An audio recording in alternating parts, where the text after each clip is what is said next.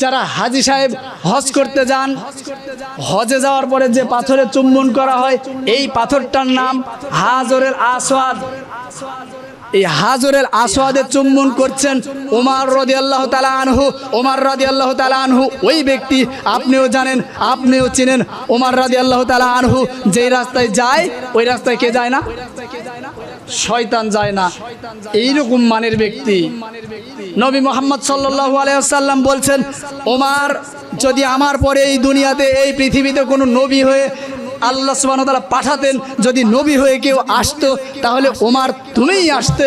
এইরকম মানের ব্যক্তি। তিনি বলছেন, ইন্নাহু জা ইলাল হাজরুল আসওয়াদ ফাকাব্বালাহু। তিনি হাজরুল আসওয়াদে চুম্বন করলেন, এই পাথরে চুম্বন করে বললেন, আমি জানি, ইন্নাকা, আমি জানি, আলামু মালা তালামুন, নিশ্চয়ই আমি জানি, আন্নাকা হাজারুন, তুমি একখানা পাথর, নিশ্চয়ই আমি জানি তুমি একখানা পাথর।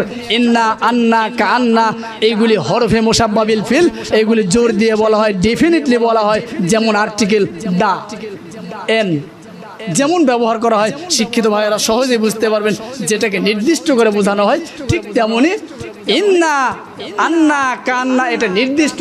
আমি ভালো করে জানি তুমি একখানা পাথর, তুমি পাথর ছাড়া অন্য কিছু নও। তবু আমি তোমাকে চুম্বন করলাম। লাতা জুররু, পাথর তুমি শোনো, লাতা জুররু, তুমি কারো কোনো কল্যাণ করতে পারো না, তুমি কারো কোনো উপকার করতে পারো না, তোমার দ্বারা কারো উপকার হয় না, তুমি কারো উপকারে আসতে পারো না। ওয়ালা তানফাউ, তুমি কারো ক্ষতি করতে পারো না, কারো অপকার করতে পারো না। তাহলে এখন প্রশ্ন, ওমর রাদিয়াল্লাহু তাআলা আনহু কেন চুম্বন করলেন? যে পাথর তিনি ভালো করেই জানেন এটা পাথর। ওমর রাদিয়াল্লাহু তাআলা আনহু ভালো করেই জানেন এটা পাথর। ওমর রাদিয়াল্লাহু তাআলা আনহু ভালো করেই জানেন এই পাথর কারো উপকার করতে পারে না, কারো ক্ষতি করতে পারে না। তবুও তিনি কেন চুম্বন করলেন? চুম্বন করার কারণ একটাই,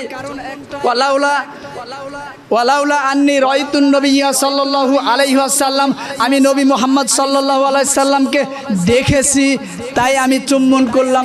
নবী মুহাম্মদ সাল্লাল্লাহু আলাইহি সাল্লাম এই পাথরে চুম্বন করেছে, ফাকাব্বিলতুকা, তাই আমি তোমাকে চুম্বন করলাম, অন্যথায় আমি ওমর তোমাকে চুম্বন করতাম না।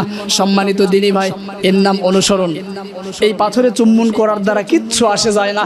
চুম্বন করেছি, নবী মুহাম্মদ সাল্লাল্লাহু আলাইহি সাল্লাম চুম্বন করেছিলেন, তাই আমি ওমর চুম্বন করলাম, অন্যথায় করতাম না। কি বুঝলেন? অনুসরণ এর নাম। বলছিলাম অনুসরণ, অনুসরণ করতে হবে কাকে, করতে হবে কিভাবে, করলে ফলাফল কি পাবো। আরেকটা দেখুন।